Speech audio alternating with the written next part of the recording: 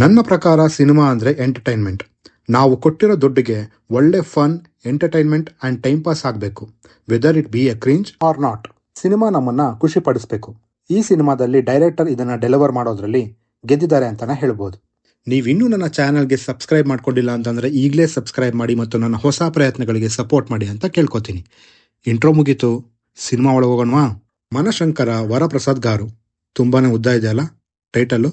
Return and directed by Anil Ravipudi, starrer by Chiranjeevi, Nayanthara, Venkatesh and many more. Anil ಅವ್ರಿಗೆ ಇದು 9ನೇ ಚಿತ್ರ. Almost ಎಲ್ಲವೂ hit ಅಂತಾನೆ ಹೇಳ್ಬೋದು. ಇವರ ಎಲ್ಲಾ ಸಿನಿಮಾಗಳು ಡೀಸೆಂಟ್ ವಾಚ್ ಆಗಿ ಹೊರಬಂದಿದ್ದಾವೆ. ಒಂದು ರೀತಿ ಮಿನಿಮಮ್ ಗ್ಯಾರಂಟಿ ಅಂತ ಹೇಳ್ತಾರಲ್ಲ, ಆ ತರ. ಇನ್ನು ನಾನು ಇದೇ ಮೊದಲನೇ ಬಾರಿ ಮೆಗಾಸ್ಟಾರ್ ಚಿರಂಜೀವಿ ಅವ್ರ ಚಿತ್ರನ ಬಿಗ್ ಸ್ಕ್ರೀನ್ ಮೇಲೆ ನೋಡಿದ್ದು. ನಾನು ಅಂದ್ಕೊಂಡು ಹೋಗಿದ್ದೇ ಬೇರೆ, ಬಟ್ ಅಲ್ಲ ಆಗಿದ್ದೇ ಬೇರೆ. This man after so many years hit ಚಿತ್ರನ ಕೊಟ್ಟಿದ್ದಾರೆ. ಚಿತ್ರದ ಪಾಸಿಟಿವ್ ವಿಷಯಗಳಿಗೆ ಬರೋದಾದ್ರೆ ಆಲ್ಮೋಸ್ಟ್ ಎಲ್ಲವೂ ಪಾಸಿಟಿವ್ ಅಂತಾನೆ ಹೇಳ್ಬೋದು. ಅನಿಲ್ ಅವರ ಹಿಂದಿನ ಚಿತ್ರ ಸಂಕ್ರಾಂತಿಗೆ ವಸ್ತುನಾಮ್, ವೆಂಕಟೇಶ್ ಅವರು ಆಕ್ಟ್ ಮಾಡಿದ್ರು ಅಂಡ್ ಅದು ಕೂಡ ಹಿಟ್ ಆಗಿತ್ತು. ಅಂಡ್ ಈ ಬಾರಿ ಸಂಕ್ರಾಂತಿಗೆ ಹಿಟ್ ನ ಡೆಲಿವರ್ ಮಾಡಿದ್ದಾರೆ ಡೈರೆಕ್ಟರ್. ಸೇಮ್ ಅದೇ ಚಿತ್ರದ ಟೆಂಪ್ಲೇಟ್ ಇಲ್ಲೂ ಯೂಸ್ ಆಗಿದೆ. ನಿಮಗೆ ಏನಾದ್ರೂ ಆ ಚಿತ್ರ ಇಷ್ಟ ಆಗಿತ್ತು ಅಂತಂದ್ರೆ ಆಬ್ವಿಯಸ್ಲಿ ಈ ಚಿತ್ರ ಕೂಡ ನಿಮಗೆ ಇಷ್ಟ ಆಗೇ ಆಗುತ್ತೆ.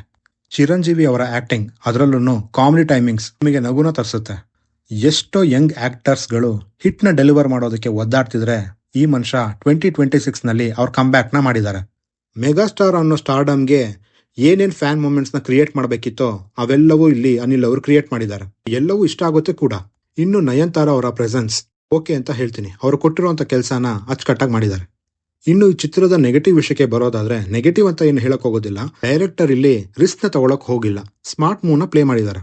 ಅವರು ಯೂಶಲಿ ಫ್ಯಾಮಿಲಿ ಆಡಿಯನ್ಸ್ ನ ಟಾರ್ಗೆಟ್ ಮಾಡ್ತಾರೆ. ಬಿಕಾಸ್ ಆಬ್ವಿಯಸ್ಲಿ ಫುಟ್ ಫಾಲ್ಸ್ ಜಾಸ್ತಿ ಆಗುತ್ತೆ.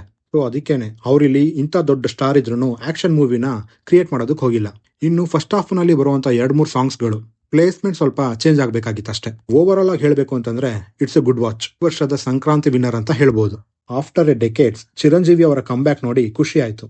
ನೋಡೋಣ ಇವರ ನೆಕ್ಸ್ಟ್ ವೆಂಚರ್ಸ್ ಗಳು ಹೇಗಿರುತ್ತೆ ಅಂತ. ಸೊ ನೀವೇನಾದ್ರೂ ಈ ಸಿನಿಮಾನ ನೋಡಿದ್ರೆ ಹೇಗನಿಸ್ತು ಅಂತ ಕೆಳಗಡೆ ಕಮೆಂಟ್ ಮಾಡಿ ತಿಳಿಸಿ. ಇನ್ನು ನೋಡಿಲ್ಲ ಅಂತಂದ್ರೆ ಹೋಗಿ ನೋಡಿ, ವರ್ತ್ ವಾಚ್ ಅಂತ ಹೇಳ್ತೀನಿ. ವಿಡಿಯೋನ ಮುಗಿಸುವಂತ ಸಮಯ ಆಯ್ತು. ಮುಂದಿನ ವಿಡಿಯೋದಲ್ಲಿ ಸಿಗೋಣ ಅಂತ ಹೇಳ್ತಾ ನಾನಿನ್ನು ಹೋಗ್ಬಿಟ್ಟು ಬರ್ತೀನಿ.